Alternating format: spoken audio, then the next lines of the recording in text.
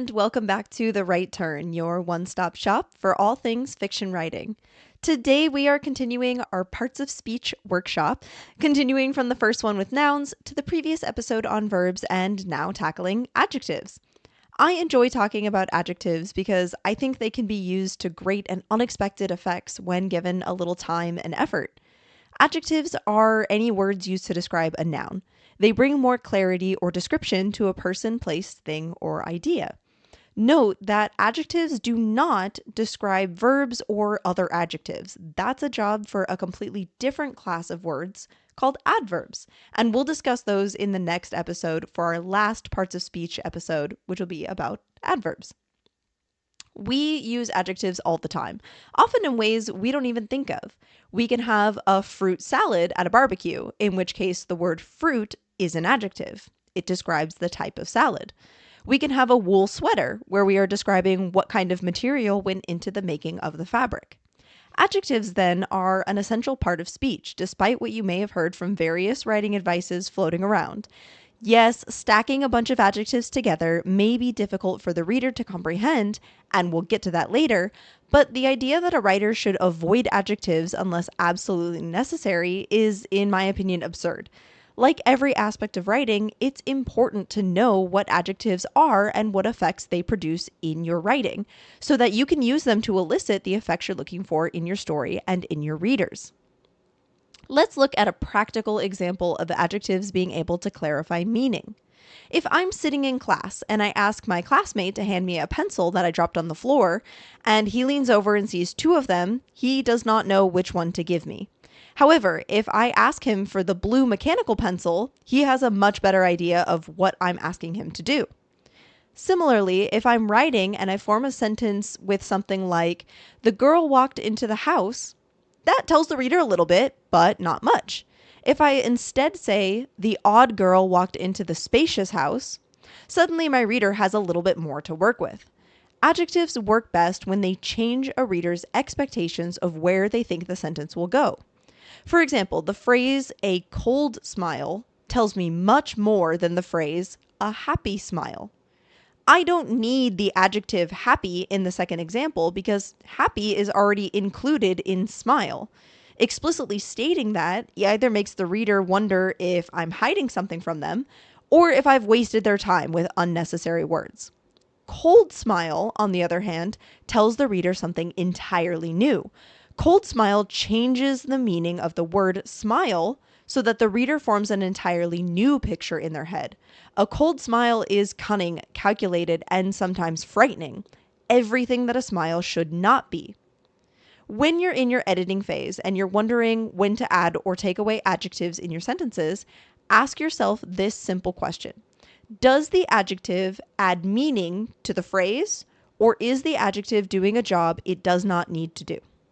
I'll read you two scenes. I'm actually going to flip the order here, so the first will contain only adjectives that are necessary and help the meaning of the sentences.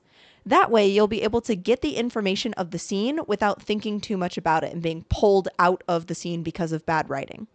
In fact, I challenge you to note where the adjectives are and when you don't even notice them because they're woven so seamlessly into your imagination.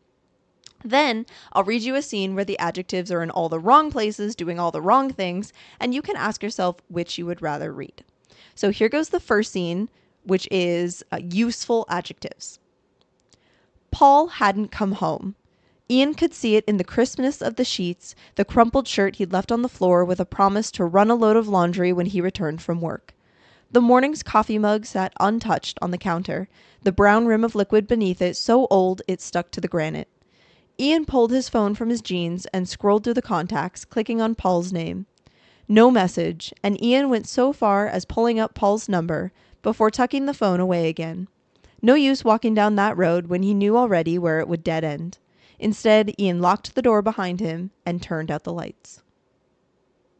Okay, that's the first scene. How did it feel? Did you notice when I was describing things to you, or did you kind of settle into the rhythm of learning about Ian and his predicament with Paul? So now I'll read you the second scene where there are too many adjectives and they're in all the wrong places, and see if you feel a difference when you listen to the scene. Can you imagine it better? Or is it harder because you keep stumbling over these words? So, scene 2. His Paul hadn't come home. Ian could see it in the taut, crisp corners of the sheets, the crumpled shirt he'd left on the carpeted floor with a promise to run a load of laundry when he returned from work, an IT specialist. The morning's coffee mug sat untouched on the black counter, the brown rim of liquid beneath it so old it stuck to the marbled granite. Ian pulled his phone from his worn jeans and scrolled through the contacts, clicking on Paul's name. No message, and Ian went so far as pulling up Paul's stupid number before tucking the phone away again. No use walking down that long road when he knew already where it would dead end. Instead, Ian locked the front door behind him and turned out the overhead lights. Okay, how did those sound? Did you notice how overwhelming the second paragraph got to be towards the end? Or perhaps it was underwhelming. Did the emotional impact of what Ian was going through, returning home after a long day to find his partner not at home, get lost in all the information coming at you? How about the sentence that had like 3 different colors in it? This is what most writers mean when they say not to use adjectives. They don't mean don't use any at all.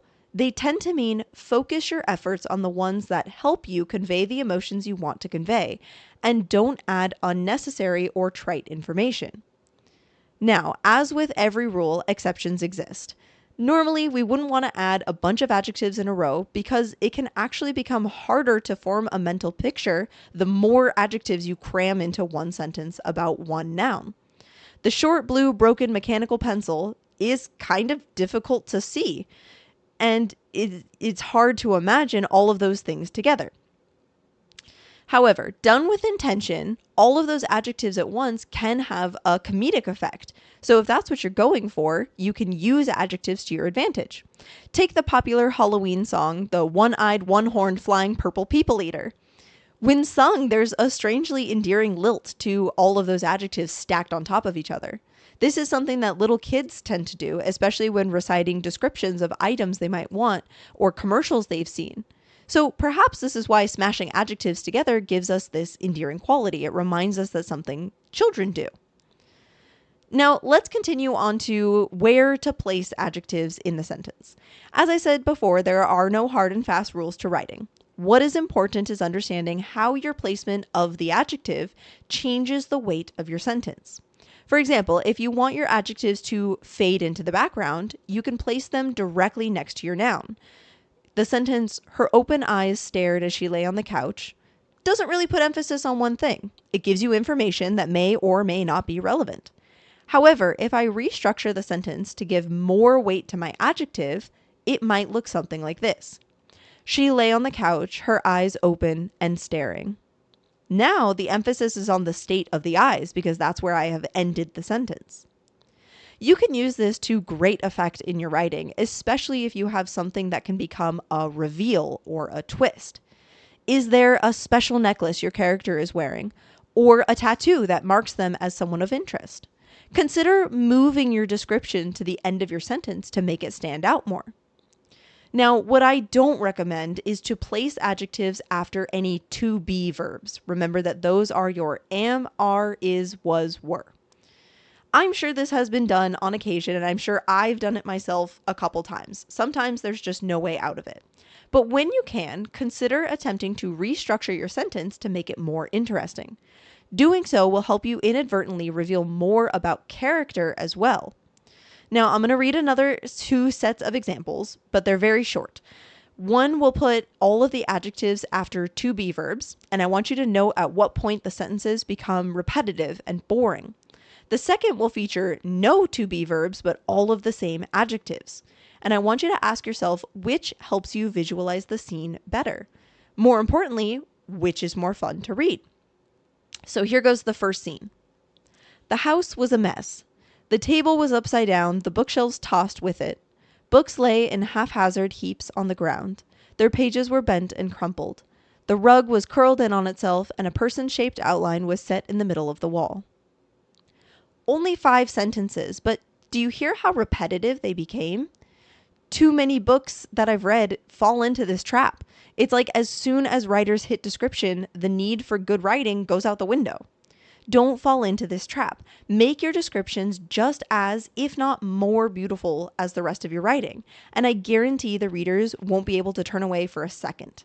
Here's the way that description I just read you would sound if it landed in one of my books. The house had been mauled. The table had landed upside down alongside the bookshelves, the books scattered in haphazard heaps on the ground. Bent and crumpled pages littered the curled rug. On the far wall, a person-sized outline had been carved into the plaster, quite painfully by the looks of it. How did that feel? If you notice, I actually added more adjectives the second time. But because they were woven into good, strong verbs, they didn't detract from the cadence of the sentences. This is how you can give really vivid descriptions without detracting from the quality of your writing. Try this exercise yourself. Take a description you find lacking, or write a quick sketch of something or someone. Then see if you can rework each sentence to get rid of any and all passive verbs. This may involve moving the subject and object of your sentences so that the end becomes the beginning and vice versa. And that's okay. Have fun with it. See what you get at the end and if you liked the reworked version better than the original. As we talk about the placement of nouns, we should spend some time too on adjective phrases and the idea that describing a noun can come in other ways, such as prepositional phrases. First, let's talk adjective phrases. Adjectives don't have to consist of only single words piled on top of each other. Describing comes in many more forms than that. Consider smiles, right? We just talked about them. They're not technically adjectives, but many of them fall into the category of adjective phrases. Consider the sentence, "The breeze, gentle as a caress, shivered through the leaves." Where's the adjective? In this case, only gentle is an adjective. But the sentence is so much more vibrant comparing the wind to a soft gesture between lovers. Therefore, the whole simile is needed to properly describe the noun. Or consider the sentence, "He smiled, all white teeth and dimples." Here, only white is the adjective. But don't the picture of dimples bring something additional to the description? It's a noun, so it doesn't even count as being part of an adjective phrase, technically. And yet it's still modifying the word smile, so it's doing the job of an adjective. The point is to experiment, and don't be shy about putting words together, even if you think they might not belong together. Weird metaphors and flowery language can be toned down later, but it's hard to spice things back up if prose is dull. And odds are, the more you experiment with different words and how they interact, the more you will find combinations that are truly new and refreshing and that you really like in your writing. Prepositional phrases, too, help give more information about a noun. For example, if I have the sentence, "The dog lounged on the forbidden couch," then the only adjective is technically forbidden. However, the dog lounged is less descriptive than the dog lounged on the couch. The preposition on told me something about my noun, dog. Prepositions are any words which tell you where a noun is in relation to something else. Words such as inside, behind, beside, far away from, and all the way can be used as prepositions. Consider a letter inside an envelope, a child behind its mother, the plunger pushed all the way down. While these are not adjectives, prepositions can do quite a lot for giving your reader clarity about a scene. Don't shy away from using them in all the fun and beautiful ways you can think of for your own work. And you can try this for yourself. Write a list of 10 phrases in which you use something from this episode. It could be stacked adjectives, it could be adjectives accompanied by strong verbs, it could be adjective or prepositional phrases. Once you have your 10, write a scene where you use at least 5 of those phrases. How does the scene sound? Odds are 5 is too many for a short piece of writing, but I'll bet you find 1 or 2 that really stand out to you. And good! Remember that you can always trim away what you don't like and keep what you do. The last thing I'll talk about today is adjectives we don't necessarily think about because they're so common in our usage. Did you know that the words a, an, and the are all adjectives? They tell us something about the noun they modify. Do I want an apple, which means any apple from a group? Or do I want the apple, which implies a specific one that I have already chosen? It may sound like a simple thing, perhaps one that you might dismiss because it doesn't apply to your writing, but I urge you to tread with caution. If you use the word the in a scene to describe something the reader hasn't been introduced to, they might be thrown off. If I have a character reach for the journal without any clarifying information, my reader might wonder when a journal got there and why they haven't heard of it before now. Likewise, if I have a character grab a key to the car, they might wonder why there is more than one. I had this very thing happen to me in the first novel I wrote. A character who is an elite agent for a private security company keeps a handcuff key in a special pocket in her leggings. My friend, who was reading the story so he could review it for me, questioned this choice of wording. He asked why she has a handcuff key instead of the handcuff key, and how could she possibly know what key she needs? Don't all pairs of handcuff have a different key? I had to explain to him that no, actually, handcuff keys are universal. You can literally buy one off Amazon and they will work for any pair of handcuffs, which I say for informational writing purposes only. So in that case, the word a is actually correct. It would have been incorrect for me to say she had the handcuff key because there is no the in a universal object like that. Numbers too are technically adjectives. If I have 3 apples, that's different than having 30 apples. A few is also different than many. You'll want to keep track of these things because the more specific your adjectives, the more likely your reader will take note and remember it. If I have a character grab a few mints, for example, the reader might gloss over that. If I have her grab 4 mints, however, then my reader is much more likely to remember that and wonder if it's specific. Why 4? You can use this greatly to your advantage. If you're writing a story where you want to keep your characters guessing and wondering which clues are important, then give them a few irrelevant clues with very specific adjectives. Use precise language so that your readers think they will have to recall that information later. Mystery and thriller writers do this all the time, especially with red herring clues.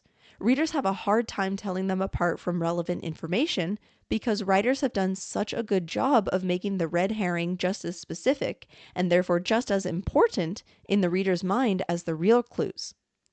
On the same note, I can intentionally make a reader dismiss something by using less specific adjectives. Sometimes writers might want to do this for very practical reasons. Imagine naming every single character that your protagonist passes by on the street, or every single student in a classroom. That is way too many names for your reader to keep track of, especially because it's very likely that only a handful of them are actually relevant to your story. There's nothing wrong with using generics such as other students or the classroom to describe group actions the reader does not need to focus on at that moment in time. Sometimes, however, writers do that on purpose to make the readers miss crucial information so they don't figure out the big twist too early. It's a very fine line because you don't want to hide information from your reader. Nothing makes readers more angry than realizing that it was literally impossible for them to figure out the puzzle because the writer simply didn't tell them anything. But you also want to minimize information so it's likely that your reader glosses over it. A great way to do that is with generic adjectives. Perhaps your character picks up a handful of something that might come in handy later. Perhaps they pull a few books off the shelf, one of which later turns out to be very important. This way, you're not lying to your reader, and you're not hiding anything from them. You're simply helping the reader gloss over information so that they can have an aha moment later. And as we know, all readers love that moment where all the pieces click together and they finally get it. Okay, I hope this episode has been useful to you, and thank you for listening. Please feel free to go back, pause, or replay any part you want to hear again. If you really liked the episode, leave a review or share it with someone you think would be interested in adjectives and all the different ways they can be used in writing. If you're interested in telling us a story about your own writing experience, sharing your work with us, or you just want to say hi, you can send an email to writeturn@gmail.com. That's WRIT3TURN@gmail.com. If you'd like to engage with the community in other ways, you're welcome to subscribe to the newsletter at jordanmgriffin.com, which will tell you when new episodes come out. In addition, I have an Instagram, which will also let you know when I upload videos. Link will be in the episode description. I know the upload schedule, I I think it's just going to be a little sporadic for the time being. So I definitely encourage you to either get on the newsletter or follow me on Instagram if you want to know exactly when those episodes come out. As always, I wish you all the best in your own writing. I hope you have a great day. And if it's not a good one, I hope that the next one is better. See you next time.